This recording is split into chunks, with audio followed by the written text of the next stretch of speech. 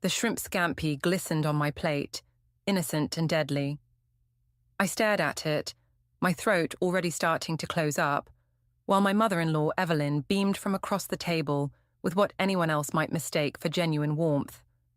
My name is Victoria, and I was about to find out just how far a mother would go to keep her son. I specifically asked about Shellfish, I managed, my voice barely above a whisper. The first hints of panic crept in as I felt the familiar tingle on my lips. You promised me it was safe. Ryan's hand found mine under the table, squeezing gently. Mom, you knew about Victoria's allergy. We've talked about this dozens of times. Evelyn's perfectly manicured fingers fluttered to her chest. Oh dear, did I forget? I could have sworn you said it was just a mild sensitivity. You've been so particular about everything since the pregnancy. The EpiPen. Where was my damn EpiPen? I fumbled through my purse, the room starting to spin. The baby kicked, as if sensing my distress. It's never been mild, Ryan snapped, pushing back from the table. Where's your EpiPen, Vic? Martin, my father-in-law, watched the scene unfold with quiet horror from his end of the table. Nathan, Ryan's brother, seemed more interested in his wine glass than the fact that I was struggling to breathe. I must have left it in the car, I wheezed. Stupid mistake. Never trust Evelyn's cooking. How many times had Claire warned me? I'll get it, Ryan said, already halfway to the door. Really, Victoria, Evelyn sighed, dabbing her lips with a napkin. Perhaps if you weren't so anxious all the time, these things wouldn't happen. Stress isn't good for the baby. The room tilted sideways. My hands clutched the edge of the table, knuckles white. Through the growing fog, I caught the slight upturn of Evelyn's lips, that flash of satisfaction in her eyes, before concern masked it. Someone call an ambulance, Martin finally spoke up, his voice cutting through the chaos. I felt hands guiding me to the floor, heard Ryan's panicked return, the sharp sting of the EpiPen in my thigh. As the medication fought against my closing airways, one thought crystallized with perfect clarity. This wasn't a mistake. The next few hours passed in a blur of emergency room lights and monitors. Ryan never left my side, his face etched with worry and something else. Doubt, maybe, or the first cracks in his unwavering defense of his mother. The baby's fine, the doctor assured us for the third time. But Mrs. Henderson, you need to be more careful. With your severity of allergies, even cross-contamination could be fatal. I nodded, but my mind was elsewhere, replaying the dinner scene. The way Evelyn had insisted on serving me herself, how she'd watched, waiting, as I lifted that first forkful. I swear, Vic, I'll talk to her, Ryan said once we were alone. This can't happen again. I turned to look at him, really look at him, wondering if he could see what I already knew. It wasn't an accident. Don't say that. Mom would never, wouldn't she? My hand rested on my swollen belly, protective. Think about it, Ryan.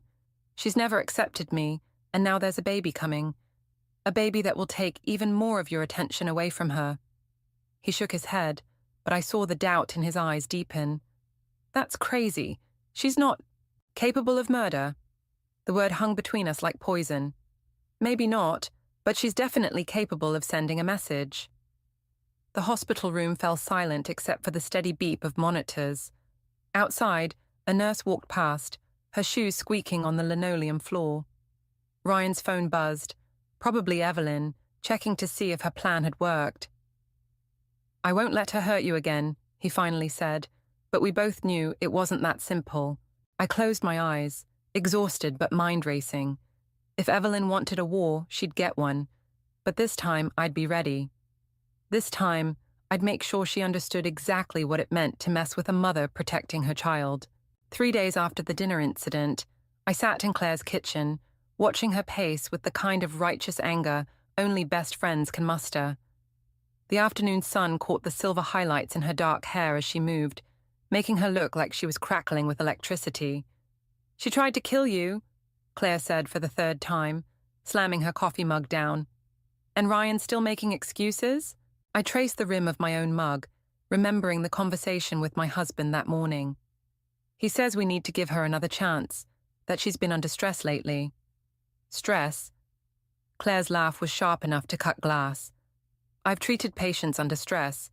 They take up yoga, not attempted murder. My phone buzzed. Another message from Evelyn.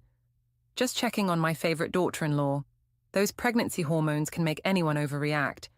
Let's have tea tomorrow and talk. I showed Claire the message.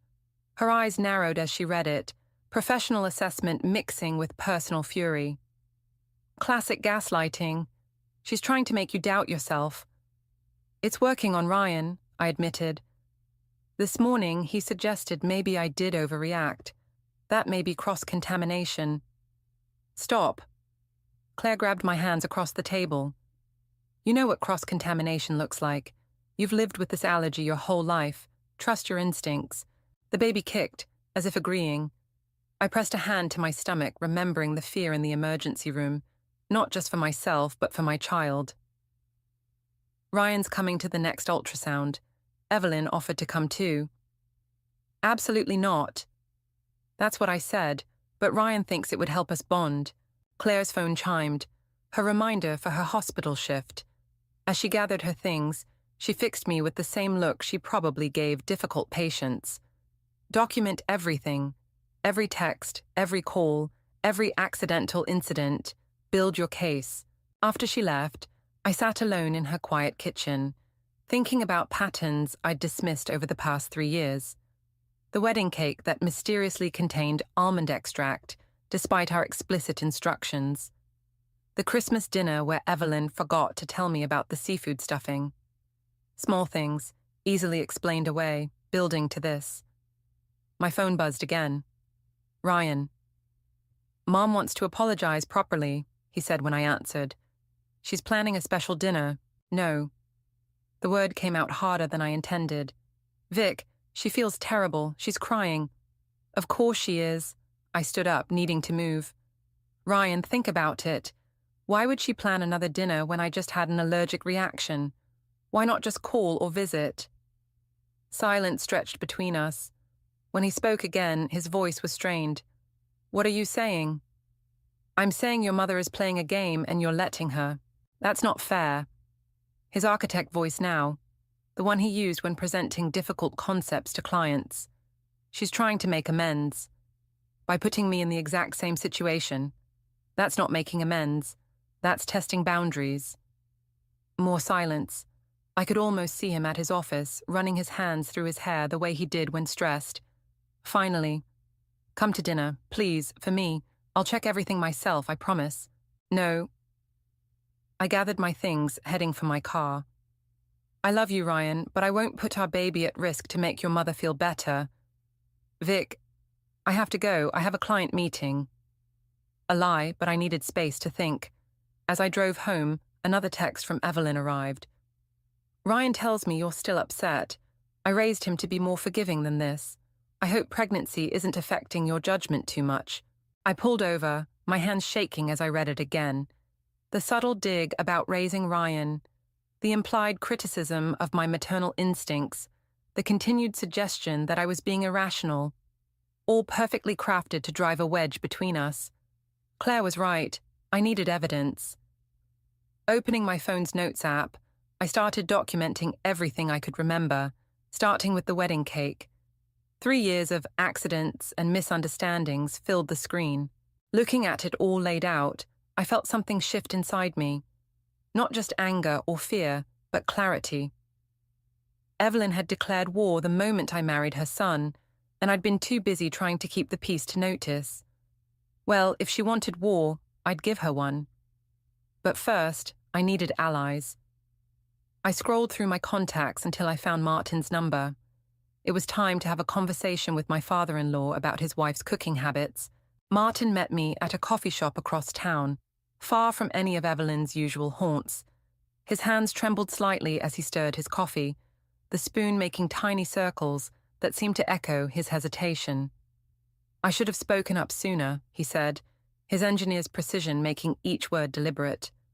The Christmas when Nathan's wife left, that wasn't just about their marriage problems. I leaned forward, my untouched decaf growing cold. What do you mean? Sarah had a peanut allergy.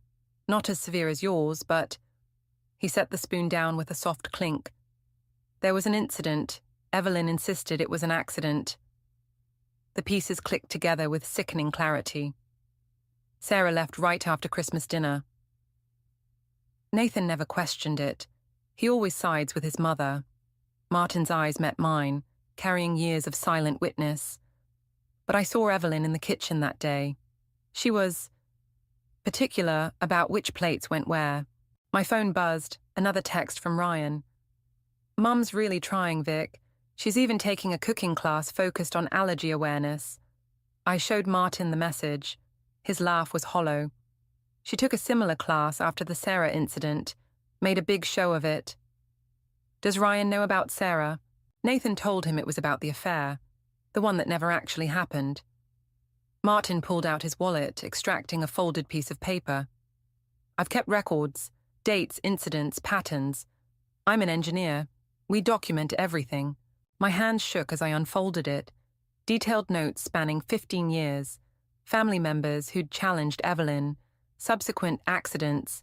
Careful observations of her behavior. The methodical documentation of a man who'd watched helplessly as his wife systematically eliminated threats to her control. Why didn't you stop her? I tried once. He rolled up his sleeve, revealing a faint scar. Carbon monoxide leak in the garage. Another accident. After that, I started documenting instead of confronting. The baby kicked hard, making me wince. Martin noticed. She's escalating because of the baby, he said quietly. A grandchild she can't control. Born to a mother she can't manipulate. My phone buzzed again. Evelyn this time. Found the perfect recipe for your baby shower. Don't worry, I'm being extra careful about ingredients. Ryan says you're still not returning my calls. Pregnancy can make us so emotional, can't it? Something in me snapped. I pulled up the photos I'd been gathering, screenshots of her texts, pictures from past events, medical records from my ER visit. I'm building a case, I told Martin. I need your help. He stared at his coffee cup for a long moment. It won't be enough. Evelyn was a principal for 30 years. She knows how to cover her tracks, how to make others doubt their own perceptions. Why do you think Nathan still believes Sarah cheated? Then what do I do? Wait for her to succeed? No. He slid his notes across the table. You fight smarter. Use her patterns against her. I studied the papers more carefully, seeing what he meant. Every incident had a similar structure. The subtle undermining, the public display of concern, the way she turned witnesses into unwitting accomplices. The baby shower, I said slowly. She's already setting it up. Martin nodded. She'll want to host it. Control the food, the guests, the narrative. Unless someone else already planned it. I pulled out my phone, texting Claire. Need your help with something big. Be careful, Martin warned. Evelyn's most dangerous when she feels trapped. So am I.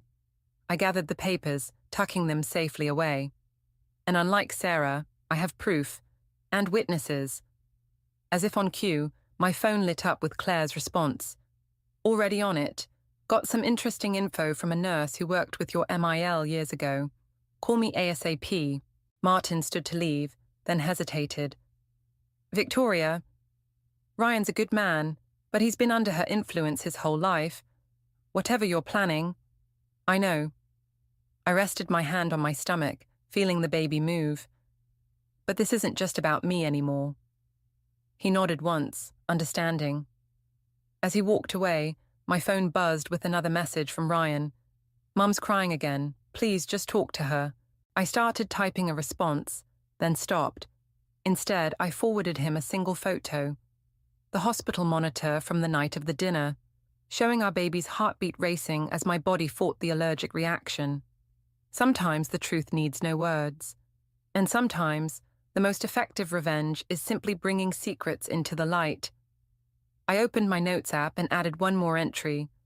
Time to let Evelyn host that baby shower after all. I found the pregnancy test in Evelyn's bathroom trash can while searching for aspirin during a mandatory Sunday brunch. Pink lines still visible, receipt from yesterday crumpled beside it. My hands shook as I snapped a photo, mind racing through possibilities, each worse than the last.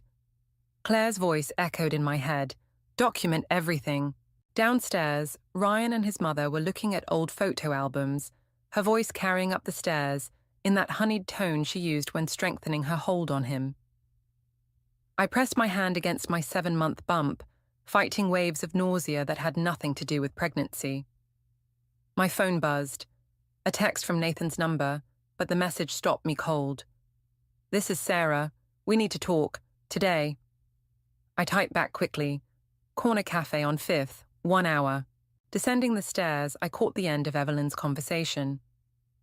"And then we'll convert the guest room into a proper nursery. That way I can help more with the baby." "Actually," I interrupted, "we've already started the nursery at home." Evelyn's smile tightened. "But you'll need help, dear. First-time mothers always do." Ryan squeezed my hand. "Mum's just trying to help, Vic. I know exactly what she's trying to do." The words came out sharper than intended. I grabbed my purse. "I have to go. Client meeting." "On Sunday?" Evelyn's eyebrows rose with practiced concern. "You're working too hard. It's not good for—" "The baby. Yes, I know. You never let me forget." Outside, the autumn air bit through my jacket. I drove to the cafe in a daze, the pregnancy test photo burning a hole in my phone. Sarah was already there, looking nothing like the woman in Martin's old photos. Her hands wrapped around a coffee cup like it was a lifeline. "I saw your name in the hospital records," she said without preamble. "Shellfish allergy, just like my peanut allergy." "Martin told me about Christmas dinner." Sarah's laugh was bitter. "That was just the final act. Did you know Evelyn kept a detailed food diary when I was pregnant? Tracking everything I ate, suggesting what was best for the baby." My blood ran cold. "Did you—" "Lose the baby? Yes." Her knuckles went white around the cup. "Severe allergic reaction at 7 months. Everyone said it was my fault for not being careful enough." Nathan believed her, of course. "I'm so sorry. I'm not here for sympathy." She pulled out her phone, showing me a social media post from Evelyn, a photo of baby clothes with the caption, "Can't wait to help take care of my new grandbaby." "She's already claiming your child," Sarah said softly, "just like she tried to claim mine." The pregnancy test, the nursery comments, the constant undermining. Pieces clicked together with terrifying clarity. "Why are you telling me this now?" "Because I ran." Sarah's eyes met mine. "I ran, and I lost everything. My marriage, my family, my chance to be a mother. Don't make my mistake. Fight." My phone buzzed again. "Ryan, where are you? Mum's worried." "Of course she is," I muttered. Sarah reached across the table, her grip surprisingly strong. "Be careful. The more evidence you gather, the more dangerous she'll become. She's not just trying to control you anymore. She wants your baby." "I won't let that happen." "No," Sarah agreed. "You won't, because you have something I didn't." "What's that?" "Me, Martin, Claire, witnesses who know the truth." She stood, leaving a business card behind. "And you have these." She pulled out a USB drive. Copies of every email, every text, every accident report from my pregnancy. I kept them all, even after I left. Maybe I was waiting for someone like you. Later, sitting in my car, I stared at the pregnancy test photo again. Then I pulled up my messages to Ryan, fingers hovering over the keys. Instead of texting, I called Claire. "I need you to run a test for me," I said when she answered. "Check if someone's been tampering with my prenatal vitamins." "You think—" "I don't think anymore, I know." I started the car, decision crystallizing. "And I need you to help me set a trap." "What kind of trap?" I thought of Sarah's haunted eyes, of Martin's careful documentation, of the baby growing inside me. "The kind that ends this, once and for all." Claire's lab results arrived while I was setting up my trap. "Your prenatal vitamins were laced with trace amounts of shellfish extract," she said, her voice tight with controlled fury. "Not enough to cause a severe reaction, but enough to keep you slightly ill. To make you look unstable, the baby kicked as I stared at the nursery walls, half painted in soft yellows. Ryan's careful architectural sketches for the room layout still hung by the door, mocking me with their innocence. "The baby shower's tomorrow," I said. "Everything ready?" Sarah's agreed to come. Martin's bringing the evidence. I've got 3 nurses from my unit who worked with Evelyn, ready to testify about past incidents. Claire paused. "Are you sure about this? Going public at your own baby shower?" "It's what she'd least expect." I touched the small camera hidden in my necklace. "And she'll be performing for an audience." My phone lit up with Evelyn's message. "Just finished the special cake for tomorrow. Use that lovely almond extract you like." I showed Claire the text. "See, she's already setting it up, making sure everyone knows I specifically requested almond extract, even though your medical records clearly show a tree nut sensitivity." Claire's typing echoed through the phone. Adding it to the evidence file. A key turned in the front door, Ryan coming home early. I quickly ended the call, but not before hearing Claire's final warning. "Remember, if anything feels wrong tomorrow..." "Victoria?" Ryan's voice carried up the stairs, worried. Always worried lately. "Mum says you haven't confirmed the final guest count." I met him in the hallway, studying his face. The dark circles under his eyes matched mine, his architect's precision crumbling under the weight of divided loyalties. "I was just looking at the nursery," I said instead of answering. "Remember when we first designed it?" He smiled, some tension easing. "You shot down all my modern minimalist ideas, because babies need warmth, not concrete and glass." I took his hand, pressing it against my belly where our child moved. "Ryan, what if something happened to me?" His body stiffened. "Nothing's going to happen." "But if it did, would you let your mother raise our baby?" "That's not..." "Would you?" I pulled away, needing to see his face clearly. "Would you trust her with our child's life?" Something flickered in his eyes. Doubt, maybe, or memory. "You're upset about the vitamins." My heart stopped. "You know, Mom mentioned you might be paranoid about them. She suggested we switch brands, but..." "Did she suggest the brand?" His silence was answer enough. I walked back into the nursery, running my fingers over the crib rail. "Sarah lost her baby at 7 months. Did you know that?" "Nathan said she was careless about her allergies." "Is that what Evelyn told him to say?" Ryan's hands gripped the doorframe. "Why are you doing this? Because tomorrow your mother's either going to watch me eat that almond cake or watch me refuse and prove I'm being difficult again." I turned to face him fully. "Which do you think she's planning on?" "Stop." "Your father keeps records, Ryan, of everything. Every accident, every convenient allergic reaction, every person who's ever challenged her control." I said stop. His shout startled us both. In the sudden silence, he looked lost, almost afraid. "Just come to the shower, please. Show everyone you're not..." "Not what? Paranoid? Unstable? Unfit to be a mother?" Before he could answer, both our phones chimed. Evelyn had posted in the family group chat a photo of herself in the kitchen, surrounded by shower preparations, beaming with manufactured joy. The caption read, "Can't wait to take care of my girls tomorrow. And blessed grandma." Ryan stared at his phone, then at me, something finally shifting in his expression. "She hasn't posted anything about the baby being a girl. We haven't told anyone yet." "No," I agreed quietly. "We haven't." He sank down onto the rocking chair we'd picked out together, head in his hands. After a long moment, he looked up, and I saw my husband again, not Evelyn's son. "Tell me everything," he said. "From the beginning." I pulled out my phone, showing him the growing evidence file. "It started long before me, and if we don't stop it now, it'll never end." Tomorrow would change everything, but tonight, watching Ryan finally see the truth, I realized this wasn't about revenge anymore. It was about breaking a cycle, about protecting not just our child, but every future victim of Evelyn's love. The baby shower cake sat in the center of Evelyn's dining room like a beautiful poison.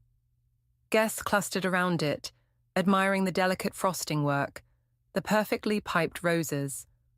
Only Claire, stationed nearby with an EpiPen in her purse, knew about the almond extract hidden beneath the sweetness. "Time for the mother-to-be to cut the cake." Evelyn's voice carried across the room, drawing everyone's attention. Her eyes met mine, a challenge wrapped in concern. "Unless you're still feeling unwell, dear." The hidden camera in my necklace felt heavy. Sarah stood in the corner, a ghost from Evelyn's past come back to haunt her. Martin's evidence file waited on my phone. Everything was in place, but something was wrong. Ryan wasn't here. He'd left early this morning, saying he needed time to think. Now his absence screamed danger. "Victoria?" Evelyn pressed the knife into my hand. "Everyone's waiting." Claire shifted closer. "We can still stop this." But I saw the phones already raised, ready to record what Evelyn had orchestrated. Either I'd eat the cake and suffer an allergic reaction, proving her point about my carelessness, or I'd refuse and appear paranoid, confirming her whispers about my mental state. "Before we cut the cake," I said, my voice carrying in the sudden quiet, "I'd like to share something." Evelyn's smile flickered. "The cake will get warm, dear. It can wait." I pulled out my phone, fingers trembling slightly. "I have some interesting photos to share first." The front door opened. Ryan walked in, but he wasn't alone. Nathan followed, carrying a familiar-looking box. "Mom," Nathan's voice cracked, "I found these in your study." My heart stopped. The box contained dozens of EpiPens, carefully labeled with dates and names. Sarah's, mine, others. "I can explain," Evelyn started, but Nathan wasn't finished. "There's more." He pulled out a notebook.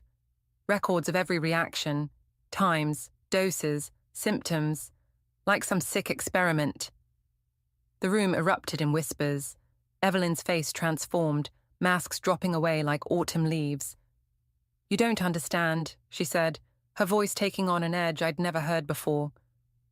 "I had to know I could take care of them. Had to be sure I could handle any emergency."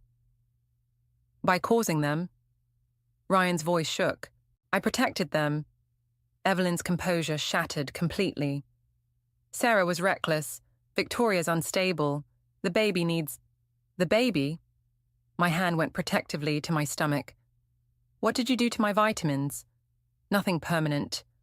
Her smile turned savage. "Just enough to keep you dependent, to show Ryan you needed help. My help."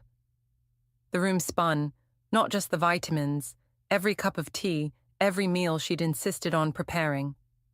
"How long?" I whispered. "Since the wedding." She stepped closer, reaching for my belly. "I had to be sure you were worthy, that you could handle it, and you failed, every time. But don't worry, I'll take care of everything now." Claire moved to intervene, but Evelyn was faster. She grabbed the cake knife from my hand, brandishing it with the expertise of someone who'd planned this moment. "Nobody moves," she said pleasantly. "Victoria and I are going to take a little drive, to somewhere quiet where we can wait for the baby properly." "Mom, stop." Ryan's voice was steady now, certain. "It's over. It's never over." Her laugh was brittle. "Ask Sarah, ask any of them. I always win." The knife pressed against my side, hidden from the guests by her body. In her eyes, I saw something worse than hatred or anger, absolute conviction. "The baby's a girl," she whispered in my ear. "I've already picked her name." The room tilted sideways. All my careful plans, the evidence, the witnesses, none of it mattered. I'd underestimated her desperation, her willingness to destroy everything to maintain control. "Move toward the door," she murmured. "Slowly." I caught Claire's eye, saw her reach for her phone, but Evelyn saw too. The knife pressed harder. "One call," she warned, "and we'll see how well Victoria handles stress in her condition." As she guided me toward the door, I realized with horrible clarity, this wasn't just about exposing her anymore. This was about survival.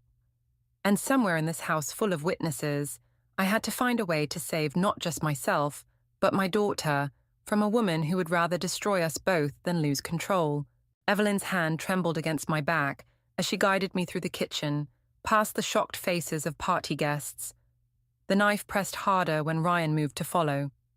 "Stay there, sweetheart," she called out, her principal's voice still perfectly controlled. "Victoria and I just need some girl time." The baby kicked, hard enough to make me gasp. Evelyn mistook it for fear, her grip loosening slightly. "See, she knows her grandmother." That's when I saw it. The reflection in the kitchen window. Martin, moving silently through the side door. All those years of staying quiet, watching, documenting, he'd learned how to become invisible to her. "Tell me about the others," I said, playing for time. "The ones before Sarah." "They were weak." Evelyn's voice took on a dreamy quality.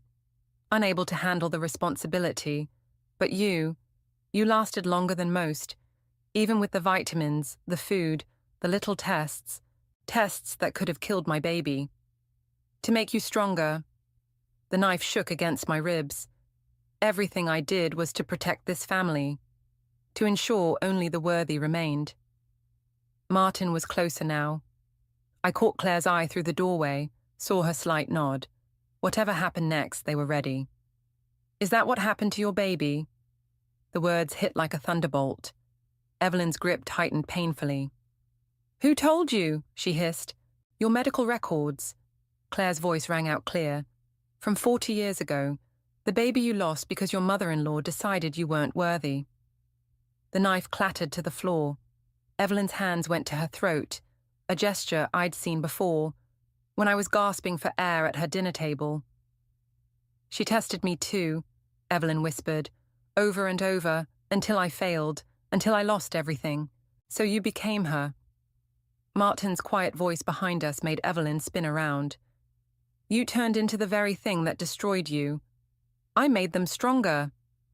But her voice cracked, the facade crumbling. "I had to know they could survive. By poisoning them." Ryan stepped forward, phone in hand. "We have it all, Mom. Every test, every accident. The police are on their way." Evelyn lunged for the knife, but I was ready. Months of rage and fear crystallized into a single moment of clarity. I kicked it away, watching it skid under the refrigerator. "You don't understand," she sobbed, but her eyes darted toward the drawer where I knew she kept her backup plan. More EpiPens, more ways to control through crisis. "I understand perfectly." My voice was steady now. "You're not testing us. You're punishing us for a crime we didn't commit. For a loss that wasn't our fault." She moved like lightning, yanking open the drawer, but Sarah was faster, having slipped in during the chaos. The drawer was empty. "Looking for these?" Sarah held up a plastic bag full of EpiPens. 40 years of weapons, Evelyn. "Did you label them all yourself?" Evelyn's face contorted. For a moment, I saw past the monster to the broken woman beneath. The grieving mother who'd chosen to perpetuate her pain rather than heal from it. "I can help you," she pleaded, reaching for my belly one last time. "I know how to keep her safe. By teaching her fear," I caught her wrist, "by making her doubt every meal, every relationship, every moment of joy." The baby kicked again, and something shifted in Evelyn's eyes. Recognition, maybe, or remembrance. "I never meant," she started, but the words dissolved into sobs. Ryan moved forward, not to comfort but to contain. As he guided his mother to a chair, the sound of sirens grew closer. "I did it for you," she whispered to him, "all of it, for the family." "No, Mom." Ryan's voice was gentle but firm. "You did it to the family, and now it's over." As the police entered, I felt the weight of the hidden camera lift from my neck. Claire pressed an untainted glass of water into my hands. Martin stood guard by the drawer of horrors. Sarah watched her former mother-in-law led away, tears streaming down her face. Not for Evelyn, but for the baby she'd lost to this crusade. The revenge I'd planned had transformed into something else. A rescue mission, not just for myself and my daughter, but for every victim of Evelyn's twisted love, including, perhaps, Evelyn herself. "Victoria," Ryan reached for my hand. "Let's go home."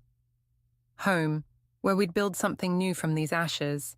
Something based on trust instead of tests, love instead of fear. The baby kicked once more, as if in agreement. The nursery walls glowed soft yellow in the morning light as I rocked our daughter, breathing in her newborn scent. Ryan's architectural plans still hung by the door, but now they shared space with photos. Claire cutting the hospital bracelet, Martin holding his granddaughter for the first time, Sarah's tearful smile as she touched the baby's hand. The trial documents sat unopened on the changing table. Nathan had dropped them off yesterday, his usual indifference cracked by something darker. "Mum's asking to see the baby," he'd said, not quite meeting my eyes. "She's completed the court-mandated therapy, and with good behavior." I'd closed the door before he finished. Now, watching my daughter's peaceful face, I understood something about cycles, how they don't break cleanly, but spiral outward like ripples in water. The investigation had uncovered 3 decades of Evelyn's victims. Some had come forward for the trial. Others remained silent, their scars too deep for public display. A soft knock interrupted my thoughts. Ryan entered, carrying 2 cups of tea. A simple act that had taken months to feel safe again. "Claire called," he said, setting my cup down. "Sarah's starting a support group. For the others." I nodded, remembering the quiet strength in Sarah's voice when she'd testified, how she'd looked directly at Evelyn and said, "I forgive you, but I'll never forget." "Nathan thinks we're being too harsh," Ryan continued, his fingers brushing our daughter's cheek. "That everyone deserves a second chance. This was her second chance," I said quietly, "and her third and fourth. Every victim was another chance to choose differently." The baby stirred, her tiny hand wrapping around my finger. We'd named her Hope, not for what we'd lost, but for what we'd found in the ashes of Evelyn's destruction. A new kind of family, built on truth instead of tests. Martin visited weekly, bringing his engineer's precision to grandfather duties. He'd installed security cameras, tested every surface for allergens, created spreadsheets of safety protocols. But unlike Evelyn's obsessive control, his care came wrapped in love, not fear. "The prosecutor called," Ryan said after a moment. "Mum's written another letter." I looked at the stack of unopened envelopes on my desk. Each one addressed to Hope, each one returned unopened. Evelyn's new method of control, trying to write herself into our daughter's story before it began. "She says she's changed," Ryan added, but his tone held no conviction. "Maybe she has." I shifted Hope to my shoulder, breathing in her baby powder scent. But that's her journey now, not ours. Through the window, I could see Claire arriving for her daily visit, carrying grocery bags. She'd appointed herself our food tester, our safety net, our bridge back to trust. In her wake came Sarah, then Martin, our chosen family gathering for Sunday breakfast. "Sometimes I wonder," Ryan said, watching them approach, "if revenge and healing look the same in the end. Mum's alone now, facing her demons. Isn't that what you wanted?" "No." I stood, cradling Hope close. "I wanted justice. The loneliness. That's just the natural consequence of her choices." Hope made a small sound, drawing everyone's attention as they entered. Sarah's eyes brightened, though I caught the familiar shadow of grief beneath her smile. Martin moved to the window, checking the locks with practiced ease. Claire unpacked groceries, each item carefully labeled and verified. We carried scars, all of us, but we'd learned to wear them differently than Evelyn had. Instead of using them as weapons, we'd turn them into shields, protecting the next generation from the poison of the past. "Ready for breakfast?" Claire called from the kitchen. "Almost," I answered, settling Hope into Ryan's arms. As I watched them together, I thought about cycles again, about how breaking them doesn't mean forgetting, but choosing differently. Every meal shared without fear, every touch given in love, every truth spoken openly, these were our victories now. The morning light caught Hope's face, making her look luminous. In that moment, I saw not just my daughter, but a promise, that some chains are meant to be broken, that some victories come not from revenge, but from refusing to continue the dance. I touched the last unopened letter from Evelyn, then turned away. Some stories needed to end for others to begin. Coming, I called to Claire, leaving the past behind, stepping into the light of our hard-won peace.